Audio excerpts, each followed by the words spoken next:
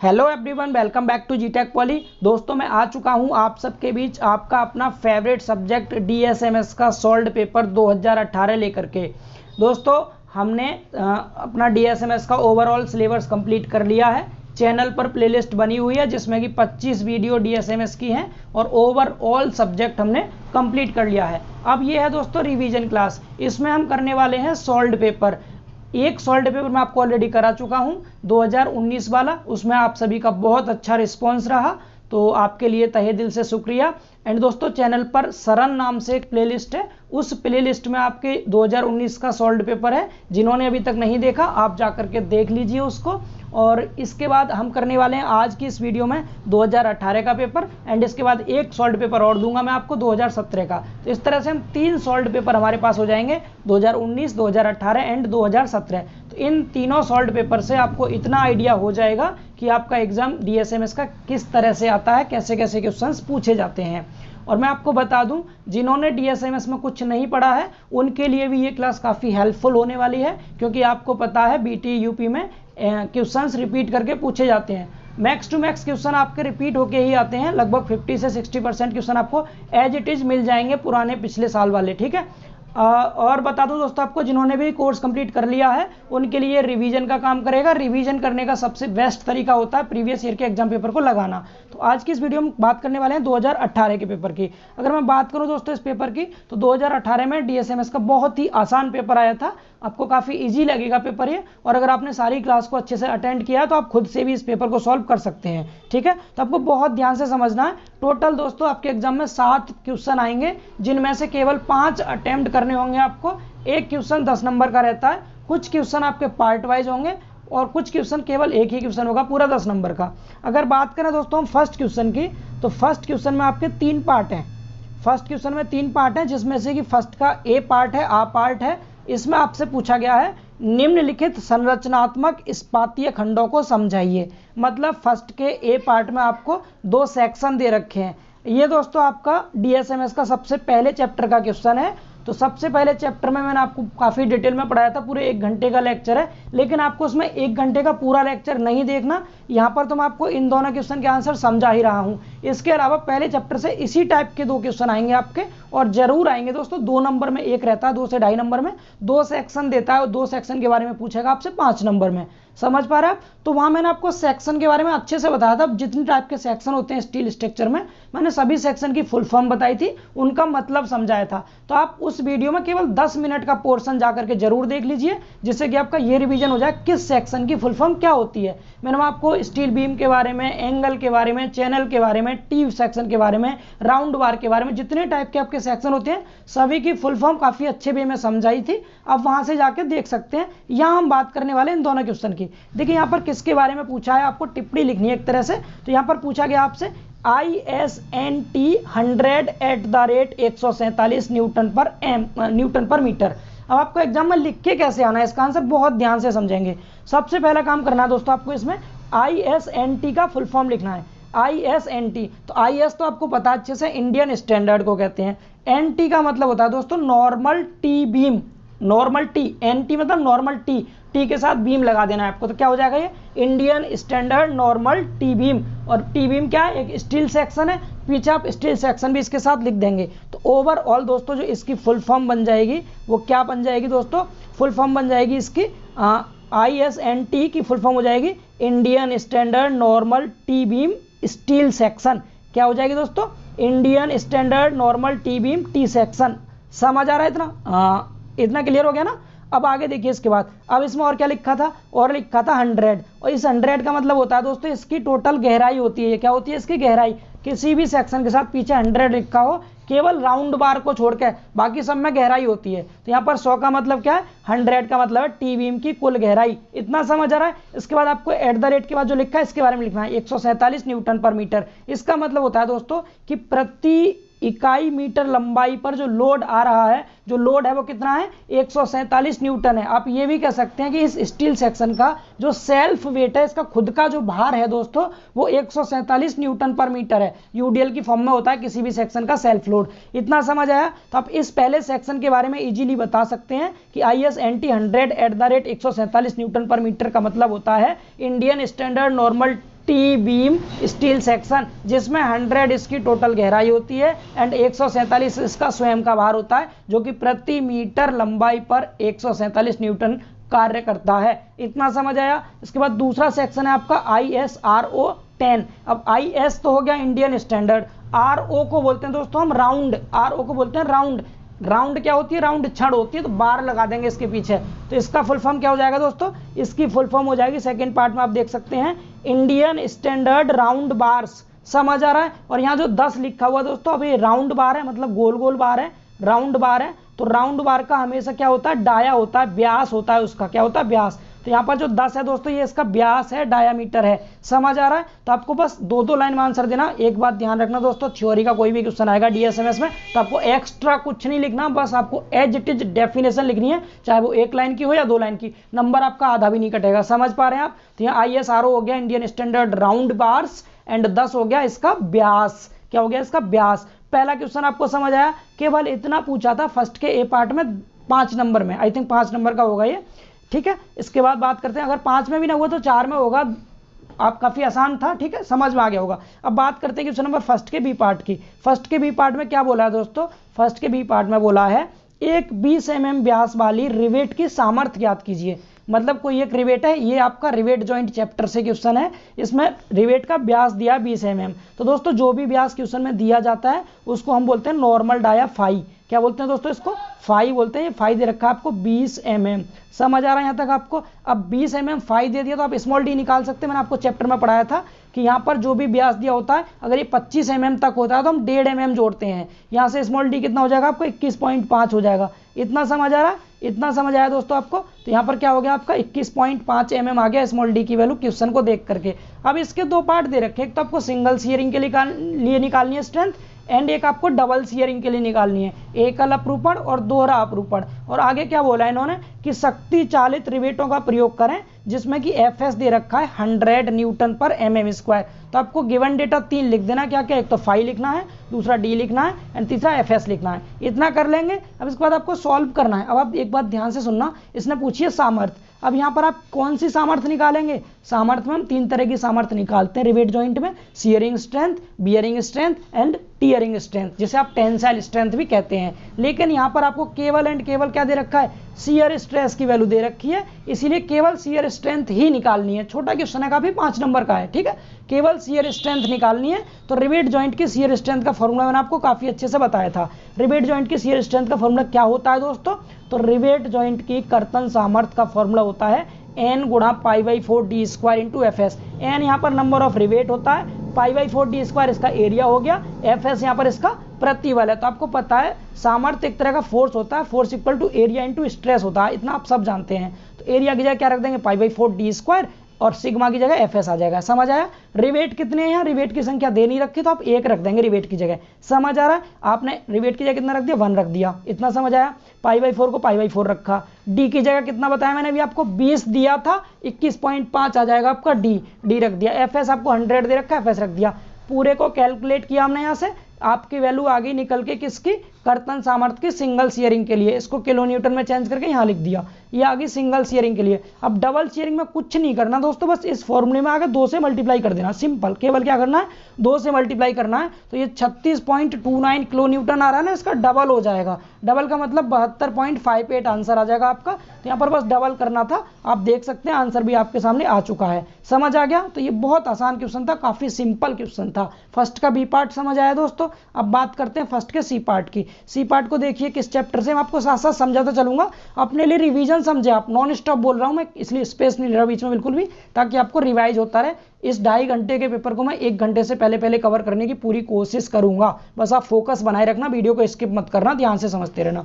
अब इसका फर्स्ट का सी पार्ट है दोस्तों, 8 mm फ्लैट वेल्ड जिसकी प्रभावी लंबाई 1 सेंटीमीटर है, इसकी सामर्थ्य ज्ञात करनी है आपको, एंड अपरूपण प्रतिबल दे रखा है 108 न्यूटन पर mm²। अब समझ पा रहे हैं इस क्वेश्चन में आपको क्या दिया है? ये क्वेश्चन आपका बेल्ट जॉइंट वाले चैप्टर से है। बेल्ट जॉइंट वाले चैप्टर में मैंने स्ट्रेंथ निकालना आपको काफी अच्छे वे में बताया था दोस्तों, कि हम इसमें स्ट्रेंथ कैसे निकालते हैं, सामर्थ्य कैसे निकालते हैं। तो सामर्थ्य का मैंने सिंपल सा एक ही फॉर्मूला बताया था।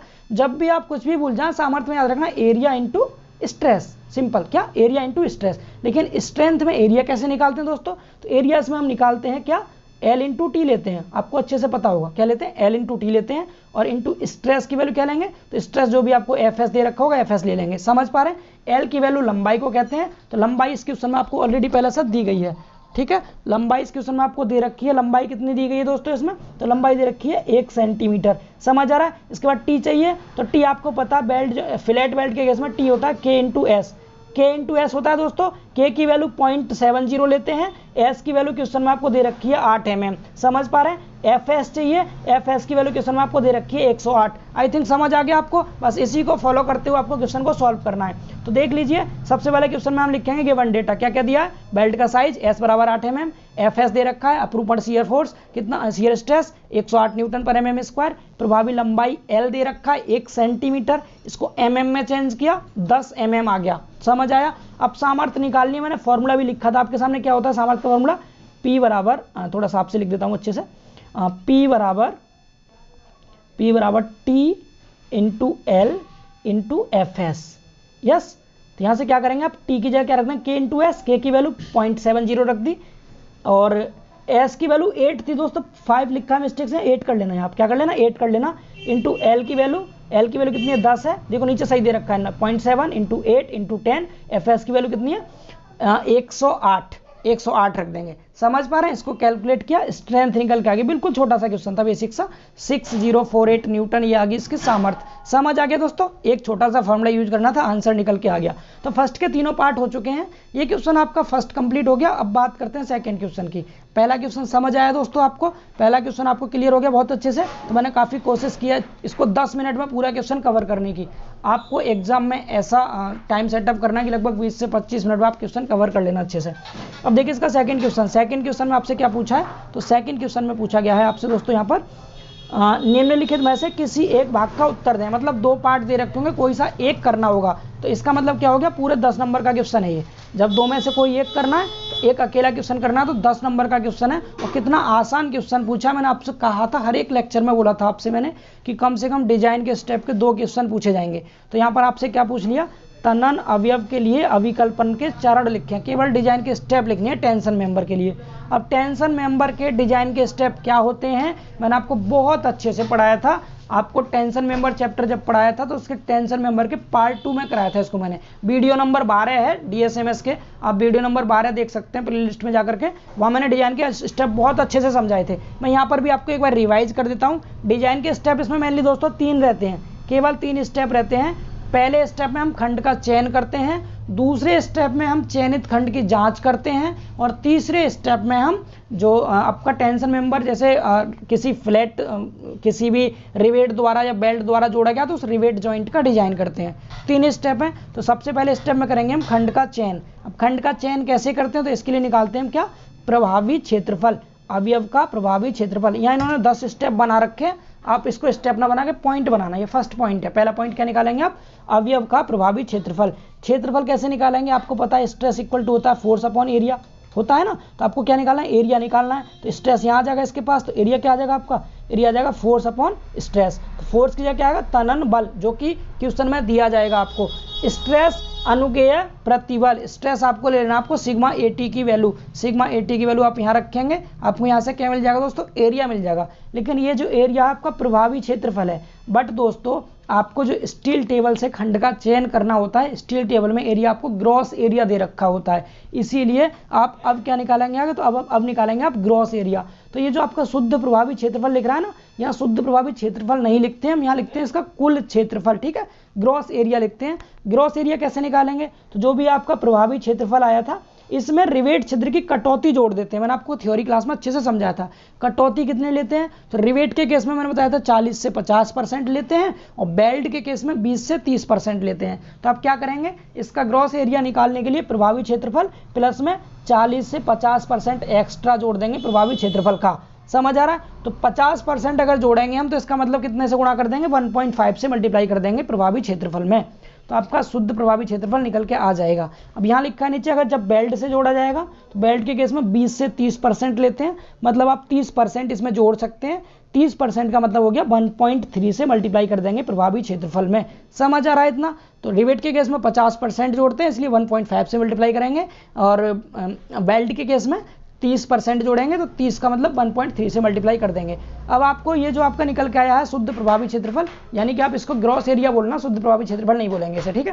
तो ग्रॉस एरिया के अकॉर्डिंग स्टील टेबल में आपको क्या करना है, खंड का चयन करना है। अब स्टील टेबल में कैसे खंड का चयन करेंगे, तो आपका ये जो ग्रॉस एरिया निकल के आया है इस एरिया के या तो लगभग बराबर हो या इससे ज़्यादा हो, ऐसे खंड को हम चुन लेंगे। तो हमारा पहला पॉइंट आपको बहुत अच्छे से क्लियर हुआ, क्या निकाला आपने, प्रभावी क्षेत्रफल निकाला, इसमें रिवेट की कटौती जोड़ करके शुद्ध प्रभावी क्षेत्रफल निकाल दिया, या फिर आप क्या बोल देंगे इसको, ग्रॉस एरिया निकाल दिया। अब इस ग्रॉस एरिया के अकॉर्डिंग अगले स्टेप में क्या करेंगे, आप स्टील टेबल से खंड का चयन करेंगे। समझ पा रहे हैं, क्या करेंगे, स्टील टेबल से ऐसा खंड चुनेंगे जिसका क्षेत्रफल शुद्ध प्रभावी क्षेत्रफल से, यानी इस वाले क्षेत्रफल से या फिर इस वाले क्षेत्रफल से कैसा हो, बराबर हो या फिर अधिक हो। समझ आ रहा है। अब आपने खंड चुन लिया, अब खंड चुन के इसकी जांच करेंगे। तो जांच कैसे करते हैं, जांच करने के लिए आपने जो खंड चुना है दोस्तों, उस खंड की सामर्थ्य निकालते हैं। क्या निकालते हैं, सामर्थ्य। सामर्थ्य निकाल करके आप ये चेक करेंगे कि ये जो सामर्थ्य है ये उस सेक्शन पर आने वाले लोड से अधिक है या नहीं। तो जो सामर्थ्य निकालने के बाद आपको सामर्थ्य क्या दिखानी है कि जो लोड आ रहा था उस लोड से अधिक होनी चाहिए। यहाँ 10% अधिक दिखा रखी है, आप सिर्फ अधिक लिखना, 10% मत लिखना, ठीक है। मतलब जो लोड आ रहा था, जो एफ आ रहा था लोड किसी भी सेक्शन के ऊपर, उससे ज़्यादा आनी चाहिए सामर्थ्य। इतना समझ आया दोस्तों आपको। सामर्थ्य कैसे निकालते हैं, टेंशन मेंबर वाले चैप्टर में बहुत अच्छे से समझाया था मैंने आपको। फिर भी अगर आपको नहीं पता तो सामर्थ्य में सिंगल एक फॉर्मूला याद रखना, क्या, सामर्थ्य निकालने के लिए पी बराबर, जब हम टेंशन मेंबर की सामर्थ्य निकालते हैं तो एरिया की जगह दोस्तों नेट एरिया यूज करते हैं। क्या यूज करते हैं, नेट एरिया। टेंशन मेंबर में हमेशा ध्यान रखना नेट एरिया लेते हैं।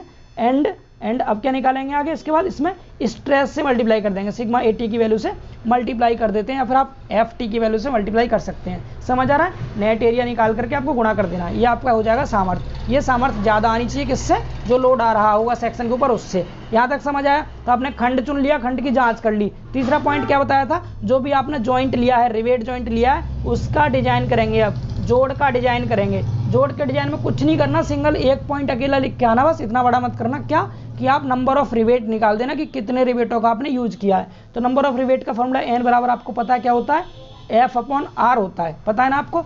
एफ क्या हो गया, एफ हो गया जो भी फोर्स आ रहा था इस सेक्शन के ऊपर, ये क्वेश्चन में दिया होगा। आर होता है रिवेट वैल्यू। रिवेट वैल्यू कैसे निकालते हैं दोस्तों, तो रिवेट वैल्यू निकालने के लिए आपको पता है एफ एस और एफ बी निकालते हैं, मतलब कर्तन सामर्थ्य और धारण सामर्थ्य निकालते हैं। इन दोनों में से जिसकी वैल्यू कम आती है वो आपकी रिवेट वैल्यू होती है। समझ पा रहे हैं। तो आप एफ एस और एफ बी निकालेंगे। एफ एस का फॉर्मूला आपको पता है N into pi by 4 D square F S होता है, और जो पी, इसको एफ एस ना क्या पी एस बोलना, ठीक है, पी एस और पी बी, ठीक। पी वी कैसे निकालेंगे, N into D into T into F V, ये आपका धारण सामर्थ्य का फॉर्मूला होता है। इन दोनों में जो कम आएगा वो आर की वैल्यू हो गई, एफ क्वेश्चन में दिया होगा, दोनों का भाग करके रिवेट की संख्या निकाल देंगे। तो यहाँ पर यही लिखा हुआ है, रिवेटों की संख्या बराबर फॉर्मूला क्या हो जाएगा आपका, अवयव की तनन सामर्थ्य बट्टे में रिवेट मान, ठीक है। तनन सामर्थ्य मतलब एफ फोर्स होगा जो दिया जाएगा क्वेश्चन में, अपन में रिवेट मान मतलब आर हो गया। आर की value F S and P S and P B में से जो कम होगी वो हो जाएगी। इतना समझ आया। इसके बाद नीचे जो पॉइंट लिखे हैं आपको किनारा दूरी वगैरह निकालने की जरूरत नहीं पड़ेगी।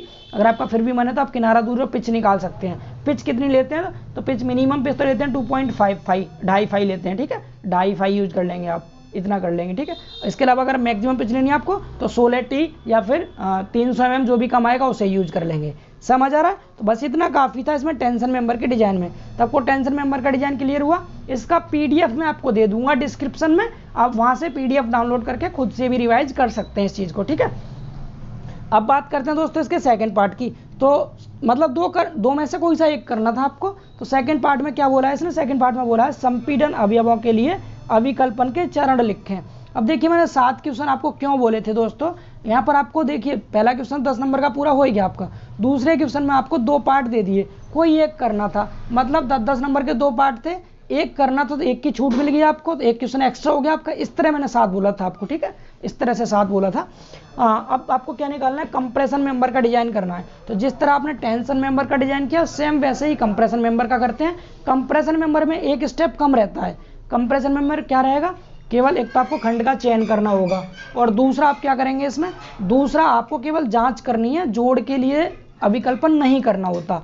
तो पहला काम खंड का चयन करेंगे। खंड के चयन के लिए क्या करेंगे, आप पहले निकालेंगे इसका प्रभावी क्षेत्रफल।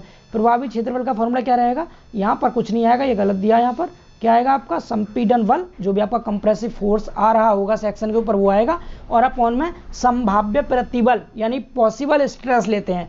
पॉसिबल स्ट्रेस की वैल्यू दोस्तों मैंने आपको थ्योरी क्लास में बहुत अच्छे से लिखवाई थी, IS कोड के अकॉर्डिंग फिक्स थी इसकी वैल्यू, सिंगल एंगल के केस में और आई सेक्शन के केस में और बिल्ट अप सेक्शन के केस में, तीनों के केस में काफ़ी अच्छे से लिखवाया था मैंने। कितना कितना लिखवाया था, सिग्मा एसी की वैल्यू 80, 100 एंड 140। आप थ्योरी की क्लास में जाकर के कंप्रेशन मेंबर का डिजाइन देख सकते हैं वहाँ से, ठीक है। क्वेश्चन यहाँ से समझ लीजिए, मैंने आपको बहुत अच्छे तरीके से कराया है, चैनल की प्लेलिस्ट में जाकर वहाँ से देख लीजिए इसको, आपको बहुत अच्छे से समझ में आ जाएगा आसानी से। फिर भी कोशिश करता हूँ मैं यहाँ समझाने की। तो 80, 100 और 140 ये सिंगल एंगल के लिए, ये आई सेक्शन के लिए, और ये बिल्ट अप सेक्शन के लिए जिसमें कि डबल सेक्शन यूज करते हैं एक साथ, ठीक है। तो जो भी सेक्शन होगा उसको लेकर के यहाँ संभाव्य प्रतिबल का मान रख देंगे 80, 100, 140 में से जो भी होगा संपीड़न वाला आपको क्वेश्चन में दिया जाएगा, दोनों का भाग करके आप प्रभावी क्षेत्रफल निकाल लेंगे। ये जो पीछे लिखा था ये गलत है, आप इसे नहीं लिखेंगे। इतना समझ आया। अब प्रभावी क्षेत्रफल निकाल के दोस्तों इतना ध्यान रखना, टेंशन मेंबर के केस में तो हम रिवेट की कटौती जोड़ते हैं, लेकिन कंप्रेशन मेंबर में रिवेट की कटौती नहीं जोड़ी जाती।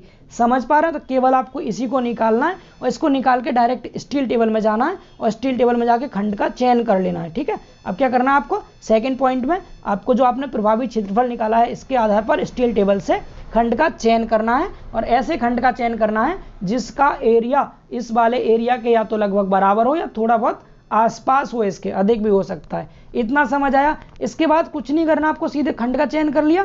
खंड का चयन करने के बाद आपको खंड की जांच करनी है। जांच करने के लिए केवल सामर्थ्य निकालनी होती है। सामर्थ्य कैसे निकालेंगे, तो सेम वही stress into area, area into stress, stress यहाँ पर सिग्मा एसी लेते हैं। तो एरिया आपको स्टील टेबल से मिल जाएगा दोस्तों। एरिया कहाँ से मिलेगा, स्टील टेबल से मिलेगा। एंड आपको सिग्मा एसी निकालना पड़ेगा। सिग्मा एसी निकालते हैं हम लेमडा के आधार पर। किसके, लेमडा के आधार पर। लेमडा कहते हैं तन्यता अनुपात को, जो कि L/R से निकलता है। समझ पा रहे हैं आप? L/R का मतलब L तो आपको प्रभावी लंबाई हो गई, और R मिनिमम जो होगा आपको वो स्टील टेबल से लेना है। आर कहाँ से लेना है आपको, स्टील टेबल से। अब आर मिनिमम क्या होगा, तो आप देख लीजिए एक बार। अगर कोई भी सिंगल एंगल है दोस्तों, सिंगल एंगल, तो आर मिनिमम की वैल्यू आर बी वाली यूज करते हैं। आर बी भी लिखा होगा आपके स्टील टेबल में, उसको यूज कर लेंगे। और अगर कोई डबल एंगल है दोस्तों, डबल एंगल के केस में आर एक्स एक्स या आर वाई वाई, इनमें से जो मिनिमम आएगा ना उसको यूज कर लेंगे। समझ पा रहे हैं आप लोग अच्छे से? आर ले लिया आपने, आर मिल गया आपको, तो आर मिलने की वजह से आप क्या निकाल देंगे, अब यहाँ से आर निकाल लिया आपने, lambda into L into lambda करके। अब आगे क्या निकालेंगे आप, आर मिनिमम आपने पता कर लिया। देखिए आर मिनिमम एक तो आप स्टील टेबल से निकाल सकते हैं, इसके अलावा आप किससे निकाल सकते हैं, इस फॉर्मूले से भी निकाल सकते हैं। आर मिनिमम की वैल्यू आई मिनिमम अपॉन ए कर देंगे अंडर रूट में, ठीक है। आई मिनिमम क्या होगा, तो स्टील टेबल में जाना, आई एक्स एक्स और आई वाई वाई में से जो कम होगा वो आई मिनिमम हो जाएगा। आई मिनिमम अपॉन एरिया दोनों का डिवाइड करके आर मिनिमम मिल जाएगा। समझ आ रहा है? आर मिनिमम मिल गया आपको, तो लेमडा कैसे निकालते हैं, फॉर्मूला पता है क्या होता है, एल अपॉन आर मिनिमम होता है। लेमडा मिल गया, लेमडा से आप सिग्मा एसी निकालेंगे। स्ट्रेंथ निकालना है दोस्तों हम चेक करने के लिए, स्ट्रेंथ के लिए पहले लेमडा निकालना होता है। लेमडा मिल गया, अब लेमडा से आप सिग्मा एसी कैसे निकालते हैं, तो इंटरपोलेशन की कंडीशन लगाएंगे आप इसमें। इंटरपोलेशन की कंडीशन क्या होती है, मैंने आपको बहुत अच्छे से सिखा रखा है दोस्तों, बहुत अच्छे से सिखा रखा है। न्यूमेरिकल क्वेश्चन में आप आगे आएगा तो समझ लेंगे उसको अच्छे से, ठीक है। तो लेमडा के आधार पर क्या निकालेंगे हम, सिग्मा एसी निकालेंगे। सिग्मा एसी आपको मिल गया, सिग्मा एसी मिल जाने से क्या कर देंगे आप, सामर्थ्य निकाल देंगे। तो अगला पॉइंट यही लिखा हुआ है, जब प्रतिबल तथा तन्यता अनुपात को स्टील टेबल के स्टेप से ज्ञात कर लिया जाता है, तो तन्यता अनुपात के लिए हम क्या करते हैं, प्रतिबल ज्ञात करते हैं।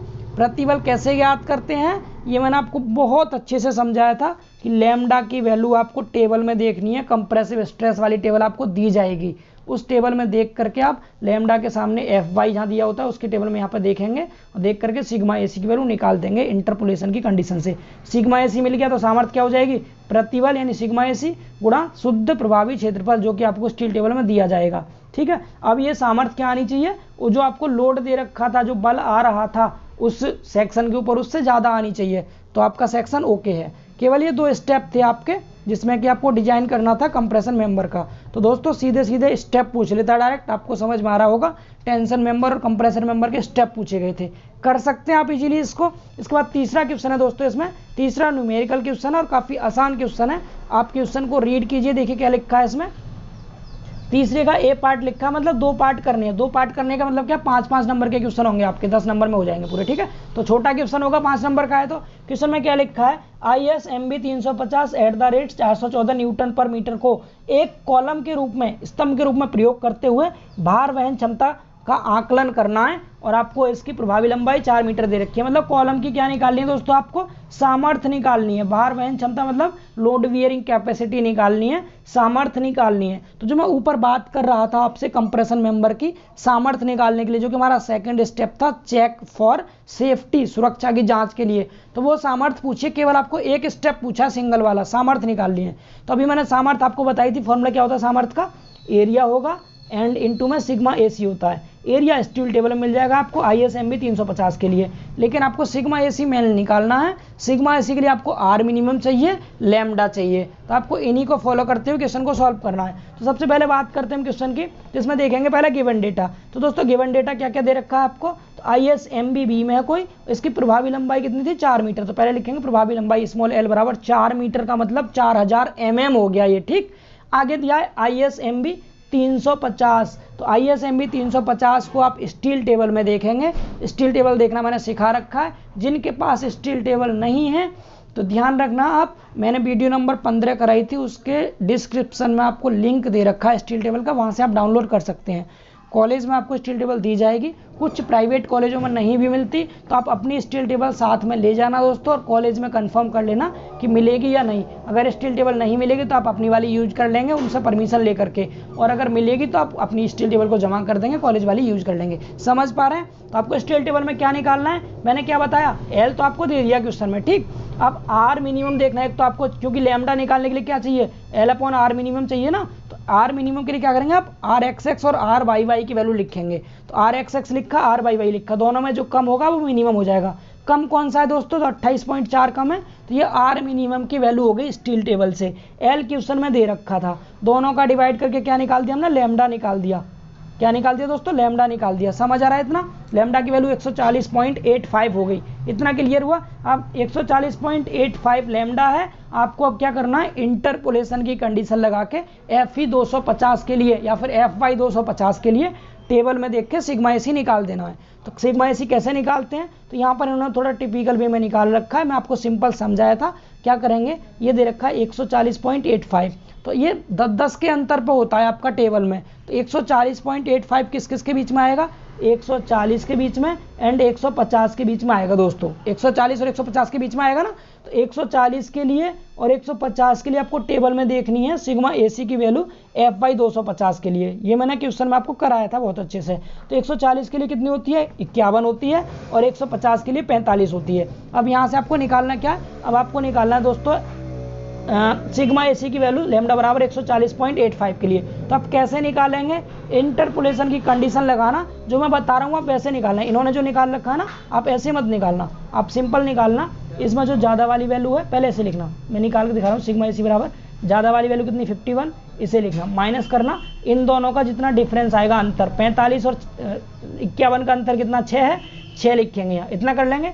गुणा में सिंपल क्या कर देंगे आप, जो आपको लैम्डा की वैल्यू दे रखी थी कितनी थी, 140.85, इसके लिए आपको निकालना है। तो इस पॉइंट को एक स्थान आगे ले जाएंगे बस, ठीक है। तो जब पॉइंट को एक स्थान आगे ले जाएंगे कितना आ जाएगा, ये आपका यहाँ से आ जाएगा 0.085। तो 0.085 से आपको यहाँ पर मल्टीप्लाई कर देनी है इसमें। इतना समझ आ रहा है। तो ये जो कैलकुलेशन आएगी सॉल्व होकर ये वाली, ये आ जाएगी सिग्मा AC की वैल्यू। यही इन्होंने यहाँ कर रखा है। 51 ले लिया पहले ज़्यादा वाली वैल्यू, माइनस में अंतर 6 था, 6 ले लिया, मल्टीप्लाई कितना करेंगे, ये जो पॉइंट है इसको आगे ले जाएंगे, मतलब ये जो 10 आया इसकी वजह से पॉइंट यहाँ पहुँच जाएगा, यहाँ पर, यहाँ समझ आ रहा है। इस तरह कैलकुलेट किया इन्होंने, तो कितना आ गया ये 50.49 न्यूटन पर mm स्क्वायर। ये सिग्मा AC मिल गया। एरिया और चाहिए आपको, एरिया स्टील टेबल से देख लेंगे आप। तो एरिया जब स्टील टेबल से देखेंगे तो आप स्टील टेबल में देख लीजिए, एरिया दे रखा है आपको स्टील टेबल में 6671। इसमें सिग्मा AC जो आपने निकाला 50.49, इससे मल्टीप्लाई करके स्ट्रेंथ निकाल दी, जो कि आ रही है 336.8 किलो न्यूटन। काफ़ी आसान था, बहुत ज़्यादा सिंपल था। आप इसका डिजाइन, इसका स्ट्रेंथ इजीली निकाल सकते थे। तो स्ट्रेंथ समझ में आ गया आपको कैसे निकालना था, सिंपल लैम्डा निकालिए, लैम्डा के आधार पर सिग्मा AC निकालिए, सिग्मा AC में स्टील टेबल से एरिया देख के मल्टीप्लाई कर दीजिए, ठीक है।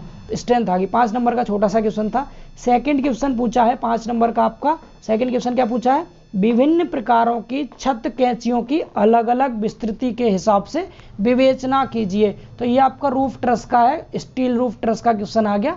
स्टील रूफ ट्रस में मैंने आपको एक वीडियो बनाई है, बहुत छोटी सी वीडियो, 25 मिनट की मुश्किल से, उसमें 3 क्वेश्चन कवर कराए थे और मैंने कहा था उन तीनों में से कोई सा एक क्वेश्चन पूछा जाएगा। उसमें मैंने पहला क्वेश्चन कराया था आपको छत कैंचियों की एक छत कैंची का एक डायग्राम बनाना था, मतलब रूफ ट्रस का डायग्राम बना करके उसके सभी भागों को दिखाना था। तो पहला क्वेश्चन यही था, छत कैंची के भागों को आपको डायग्राम की हेल्प से दिखाना है। पहला क्वेश्चन एक ये कराया था, तो ये तो पूछा नहीं गया। दूसरा कराया था मैंने आपको वहाँ पर छत कैंची के प्रकार कराए थे, उसकी स्पेन के आधार पर, विस्तृति के आधार पर। तो सेकंड क्वेश्चन है जो कि पूछा गया आपका क्या है, विभिन्न प्रकार की छत कैंचियों की अलग अलग विस्तृति के हिसाब से विवेचना कीजिए। मैंने इसको एक ट्रिक के हेल्प से याद कराया था, मैंने आपको एक राजा रानी वाली ट्रिक बताई थी, बहुत इंटरेस्टिंग ट्रिक थी, उससे इसको सॉल्व कराया था।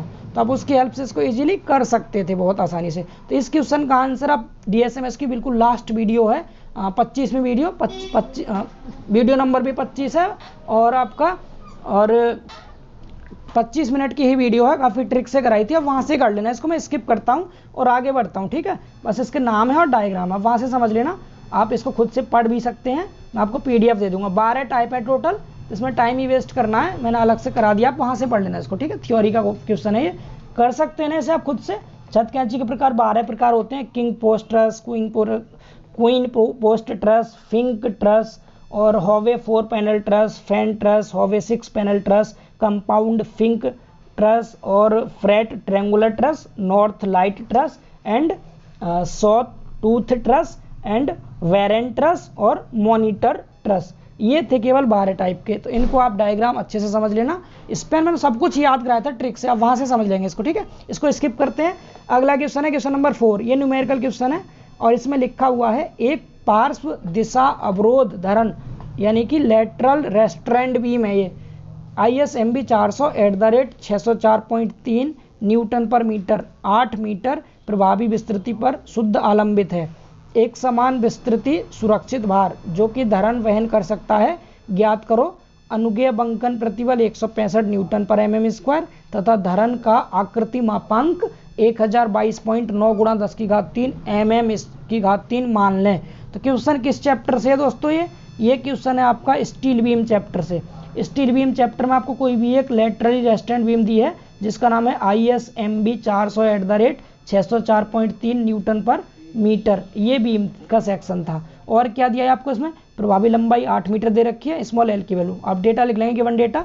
विस्तृति यानी प्रभावी विस्तृति कितनी दे रखी है? स्मॉल l 8 मीटर या फिर 8000 mm हो गया। और क्या दिया आपको इसमें? और दे रखा आपको स्ट्रेस दे रखा है, सिग्मा b की वैल्यू दे रखी है, बेंडिंग स्ट्रेस।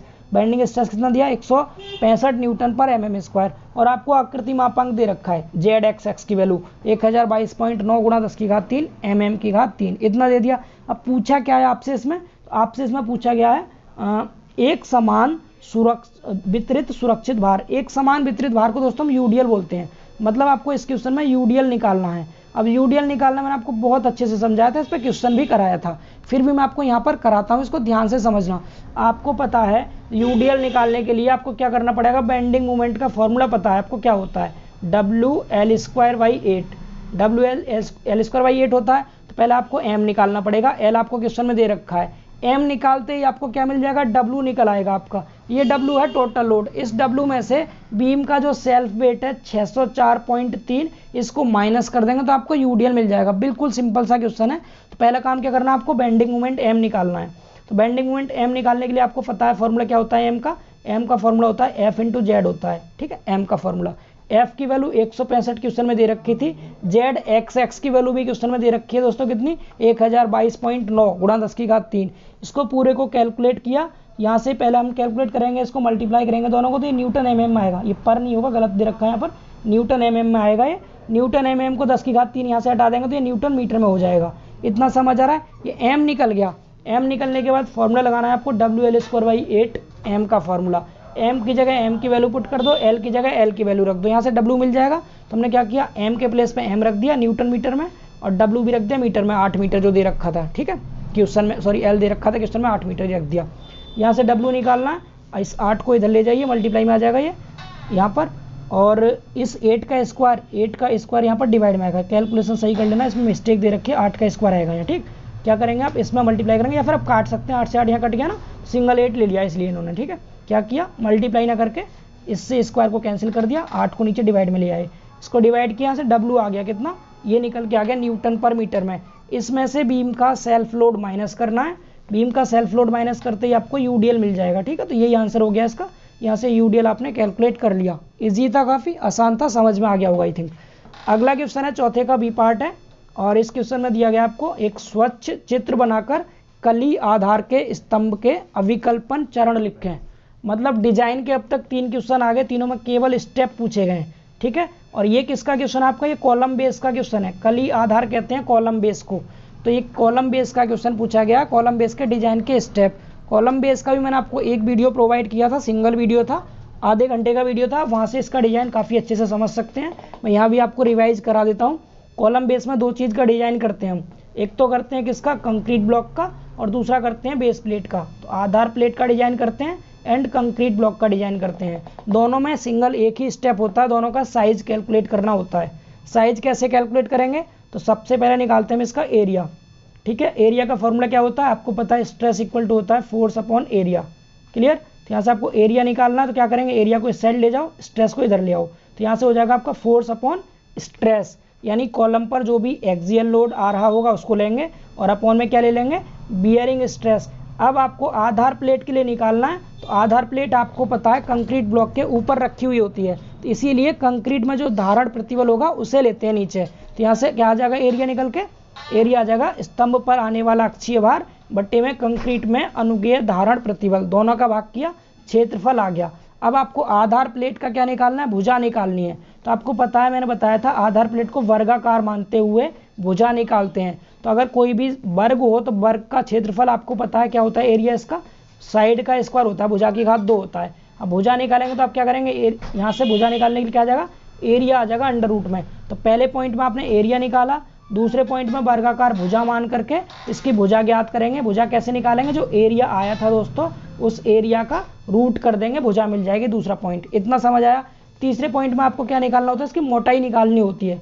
तीसरे पॉइंट में निकालते हैं इसकी मोटाई। तो आईएस कोड के अकॉर्डिंग मोटाई का फॉर्मूला फिक्स होता है, टी बराबर अंडर रूट में 3W अपॉन सिग्मा BS और ब्रैकेट में A² माइनस B² अपॉन 4। समझ पा रहे हैं आप। इस फॉर्मूले में W क्या है, स्मॉल w होता है दोस्तों, ये इसको लोड इंटेंसिटी कहते हैं। लोड इंटेंसिटी का मतलब क्या होगा, भार तीव्रता। यहाँ देखिए मिस्टेक दे रखा है, यहाँ पर ये मिस्टेक है, आप इसके लिए वीडियो देख सकते हैं, वीडियो नंबर 24 या 23 हो गया I think so, column base के लिए। ठीक है, वहाँ देखना आप। ये देखिए टी तो पता है, आधार प्लेट की मोटाई सही है। डब्ल्यू जो है ना, ये कुल अक्षीय भार नहीं है दोस्तों, ये भार तीव्रता होती है जिसको हम F/A से निकालते हैं। ये यहाँ गलत दिया है, सही कर लेना आप इसको। ठीक है, लोड इंटेंसिटी होती है, ये किलोन्यूटन पर मीटर स्क्वायर में होती है। समझ पा रहे हैं आप। तो यहाँ पर स्मॉल w। ए और बी क्या है, ए और बी दोस्तों प्रक्षेप होते हैं। ए होता है बड़ा प्रक्षेप, बी होता है छोटा प्रक्षेप। बड़ा प्रक्षेप से मतलब क्या है कि आपने यहाँ पर ए और बी 2 प्रक्षेप ले रखे हैं, आप इनकी वैल्यू निकालेंगे दोनों की। कैसे निकालेंगे, तो आपको यहाँ से यहाँ तक प्लेट की चौड़ाई साइड पता चलेगी, भुजा, जो कि आपने दूसरे पॉइंट में निकाली थी भुजा।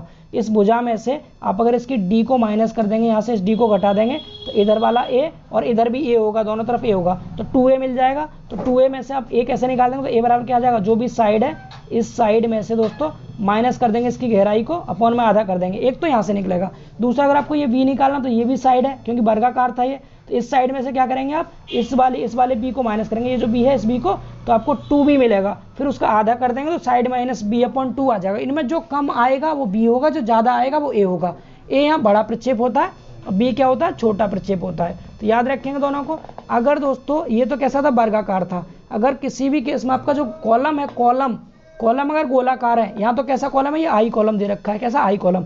अगर कॉलम दोस्तों गोलाकार है, मतलब ये प्लेट है और इसके अंदर गोलाकार कॉलम है, कोई भी गोलाकार, तो इस गोलाकार कॉलम के केस में ये फॉर्मूला थोड़ा बदल जाता है। जहाँ आपका 3W लिखा है ये 9W हो जाएगा, और जहाँ सिग्मा BS लिखा है 16 सिग्मा BS हो जाता है। तो गोलाकार के केस में और फॉर्मूला याद रखना क्या हो जाएगा, 9W/16 BS, और जहाँ A और B की जगह क्या आ जाएगा, capital D/D minus small d। समझ आ रहा है। कैपिटल डी क्या होता है, यहाँ पर भुजा होती है प्लेट की, जो भी आपकी आधार प्लेट थी उसकी। स्मॉल डी क्या होता है, कॉलम का व्यास होता है। ए और बी आप समझ गए, ऊपर मैंने बताया था, ए बड़ा प्रक्षेप है, बी क्या छोटा प्रक्षेप होता है। ठीक है, गोलाकार के लिए फॉर्मूला मैंने आपको बता ही दिया। तो बस आपको ये पॉइंट थे मेनली। ये हो गया आपका बेस प्लेट का डिजाइन। 3 चीज़ निकालनी थी, क्या क्या, साइड निकाली, इनटू साइड निकाली और इनटू में टी, ये निकालना 3 चीज़। साइड कैसे निकलेगी, पहले पॉइंट में एरिया निकाला आपने, एरिया का स्क्वायर रूट करके साइड मिल गया, दोनों साइड मिल गई। टी के लिए फॉर्मूला है डायरेक्ट, टी निकाल देंगे। तो ये किसका था, बेस प्लेट का डिजाइन था। इसी तरह कंक्रीट ब्लॉक का डिजाइन करते हैं। कंक्रीट ब्लॉक में भी पहले एरिया निकालेंगे। सबसे पहला काम क्या करेंगे, कंक्रीट ब्लॉक के लिए एरिया निकालते हैं। अब यहाँ एरिया का फॉर्मूला थोड़ा चेंज रहेगा। ऊपर आपको पता है क्या आता है, एरिया बराबर फोर्स अपॉन स्ट्रेस आता है, एरिया यही तो आता है। अब यहाँ दोस्तों जो हम फोर्स लेंगे, यहाँ पर 2 तरह के फोर्स लेंगे। एक तो जो आपका एक्सियल लोड आ रहा था कॉलम के ऊपर, स्तंभ के ऊपर भार, वो ले लेंगे, और इसमें आप नीम का भार और जोड़ देते हैं, या फिर आप इसको कॉलम का स्वयं का भार भी कह सकते हैं। ठीक है, तो स्वयं का भार और जोड़ेंगे आप। तो स्वयं का भार कितना लेते हैं, तो जो भी आपका लोड आ रहा था, ये वाला कॉलम पर जो लोड आ रहा था, इसका 10% और जोड़ देते हैं नीम के स्वयं के भार को। समझ आया। तो आपको ऊपर क्या लेना है, स्तंभ का भार प्लस नीम का भार लेना, जो कि 10% होता है जो भी लोड आता है उसका, उसके। ठीक है, अब नीचे सिग्मा की वैल्यू क्या लेंगे, तो यहाँ पर आपका जो कंक्रीट ब्लॉक होता है दोस्तों, देखिए कंक्रीट ब्लॉक यहाँ होता है, इसके ऊपर बेस प्लेट रखी होती है। ये कंक्रीट ब्लॉक था कोई, तो कंक्रीट ब्लॉक जो रखा होता है दोस्तों, ये जमीन पर रखा होता है, जमीन पे। तो इसीलिए देखिए बेस प्लेट तो किस पर रखी थी, वाली बेस प्लेट जो थी आपकी, ये रखी हुई थी कंक्रीट ब्लॉक के ऊपर। तो हमने कंक्रीट में धारण प्रतिबल लिया था नीचे। अब जो आपका कंक्रीट ब्लॉक है, किस पर रखा है, मिट्टी के ऊपर रखा हुआ है ना, तो यहाँ पर हम मृदा की सुरक्षित धारण क्षमता लेते हैं। तब आपको एरिया निकालना होता है, एरिया निकाल लेंगे। एरिया के बाद क्या निकालेंगे, भुजा। तो भुजा यहाँ भी वर्गाकार मान के निकालेंगे। कंक्रीट ब्लॉक की भुजा इसे वर्गाकार मानते हुए निकालते हैं। तो वर्गाकार निकालने के लिए साइड क्या हो जाएगी आपकी, एरिया जो भी है उस एरिया का स्क्वायर रूट ले लेते हैं। समझ आ रहा है, भुजा मिल गई। अब इसकी क्या निकालनी है आपको, इसकी मोटाई निकालनी है, टी निकालनी है। तो इसकी मोटाई निकालने के लिए कुछ नहीं करना आपको, डिफ्लेक्शन एंगल को 45 डिग्री मानते हुए निकालना है। कैसे निकालेंगे, ये कोई कंक्रीट का ब्लॉक था, इस पर यहाँ पर क्या कोई प्लेट रखी हुई है, ये एंगल आपको 45 डिग्री लेना है, ये वाला भी, ये वाला भी। जब ये 45 डिग्री होगा एंगल, तो ये जो आपकी मोटाई है, ये इस मोटाई के बराबर रहेगी। यहाँ पर ये मोटाई इस मोटाई के बराबर रहेगी। तो मतलब टोटल यहाँ पर क्या था, ये साइड थी किसकी, कंक्रीट ब्लॉक की। कंक्रीट ब्लॉक की साइड में से इस बेस प्लेट की साइड को माइनस कर देना, 2t की वैल्यू मिल जाएगी। मैंने आपको ये बहुत अच्छे वे में कराया है, आप सिंगल वीडियो देख लो, 25 मिनट की वीडियो है, वहाँ से आपका बहुत अच्छे से क्लियर हो जाएगा दोनों का डिजाइन। समझ आया। मैंने आपसे पहले ही कहा था दोस्तों, इन चैप्टर से यही क्वेश्चन रिपीट होते हैं, सेम टू सेम क्वेश्चन। इन्हीं क्वेश्चन की प्रैक्टिस कर लो, आपको एज इट इज एग्जाम में मिल जाएगा। ठीक है, अब देखिए 5वां क्वेश्चन। 5वें क्वेश्चन में क्या बोला है कि निम्नलिखित में से किन्हीं 2 भागों के उत्तर दें, मतलब 2 पार्ट करने हैं इसमें। तो ये भी 5-5 नंबर के हैं। लास्ट क्वेश्चन है ये, इस क्वेश्चन के बाद क्लास को ऑफ करते हैं फिर। ठीक है, तो इसका फर्स्ट पार्ट क्या है इसमें कि एक साफ चित्र द्वारा प्रतिधारक दीवार जिस पर कोई पार्श्विक दाब आ रहा है, इसकी विवेचना करनी है। मतलब सिंपल क्वेश्चन है, रिटेनिंग वॉल है कोई भी, उस रिटेनिंग वॉल पे कोई भी एक लेटरल प्रेशर लग रहा है, कोई भी दाब लग रहा है, क्षैतिज दाब, उसके लिए विवेचना करनी है। मतलब सूत्र निकालना है आपको मैक्सिमम स्ट्रेस और मिनिमम स्ट्रेस का। ये भी मैंने आपको काफ़ी अच्छे वे में कराया है, तो आप इसको भी वीडियो की हेल्प से कर सकते हैं। इसकी भी एक सिंगल वीडियो है छोटी सी, वहाँ से आप बहुत अच्छे से समझ लेंगे। बोर्ड पर ये ज़्यादा इफेक्टिव रहता है, थोड़ा बड़ा रहता है क्वेश्चन, इसीलिए। ठीक है, तो आपको यहाँ से ये पता चल गया कौन कौन से क्वेश्चन पूछे गए थे, उनको कैसे सॉल्व करना है। समझ पा रहा आप। फिर भी मैं कोशिश करता हूँ थोड़ा समझाने की। तो ये रिटेनिंग बॉल होती है दोस्तों, आपको पता है अच्छे से। रिटेनिंग बॉल कैसे बनाते हैं हम, समलंबाकार बनाते हैं। ऊपर वाली भुजा छोटी, नीचे वाली बड़ी, एक तरफ वर्टिकल, दूसरी तरफ इंक्लाइन लेते हैं। जो ऊपर वाली भुजा है इसकी चौड़ाई स्मॉल a मानते हैं, नीचे वाली भुजा की चौड़ाई स्मॉल b मानते हैं, ऊंचाई को कैपिटल H लेते हैं। इस पर मैंने क्लास करा रखी है, वहाँ से समझ लो। यहाँ टाइम वेस्ट होगा आपका फालतू में, या फिर आप इसको क्या करना, आप इसको PDF से पढ़ लेना, मैं आपको PDF दे दूंगा। ठीक है, इसके अलावा वीडियो है आपके पास उपलब्ध, आप वीडियो से देख लेना। ठीक है, इसमें टाइम वेस्ट होगा, काफ़ी बड़ा है ये, मैंने ये करा रखा है काफ़ी अच्छे तरीके से, वीडियो में बोर्ड पे कराया है काफ़ी अच्छे से समझा के, तो वहाँ से कर लेना। ठीक है, अगला क्वेश्चन क्या आ गया दोस्तों, अगला क्वेश्चन 5वें का B है और लास्ट क्वेश्चन है, छत कैंची में पर्लिन के लिए अविकल्पन के चरण लिखें। तो स्टील रूफ ट्रस का क्वेश्चन है ये। स्टील रूफ ट्रस में मैंने 3 ही क्वेश्चन बताए थे, 2 थ्योरी के, 1 पर्निल का डिजाइन। तो देखो पर्निल का डिजाइन ही आपसे पूछ लिया गया। तो मैंने जो भी आपको पढ़ाया है कुछ भी वेस्ट नहीं जाने का, सीधा एग्जाम के पॉइंट ऑफ व्यू से ही आपको कराया है। आप इसकी भी वीडियो देख सकते हैं, मैंने अभी मॉर्निंग में ही आज ही अपलोड की है सुबह, वहाँ से जाके आप देख लीजिए। 25 मिनट की वीडियो है, तीनों क्वेश्चन आपके अच्छे से कवर हो जाएंगे। तो ये डिजाइन था पर्निल का। डिजाइन में कुछ नहीं करना, मेनली 2 ही स्टेप है। पहले लोड निकालना है, लोड निकाल के क्या करना है आपको, फिर सेक्शन का चयन करना है, फिर उसके सुरक्षा की जांच करनी है। सबसे पहले लोड निकालेंगे, तो पर्निल पर 2 तरह के लोड काम करते हैं, आप डायग्राम में समझ सकते हैं। ये 2 तरह के लोड आते हैं। एक लोड तो ये आ रहा है W1, ये वाला। ठीक है, ये लोड तो हो गया आपका W1, जो कि किस पे लगता है, आपके यहाँ पर क्या होती है, छत आवरण लगाते हैं आप यहाँ पर आप एक कोई छत की आवरण लगा रखी होती है आपने, ठीक है। इस आवरण पर जो लोड काम करता है ये W1 होता है।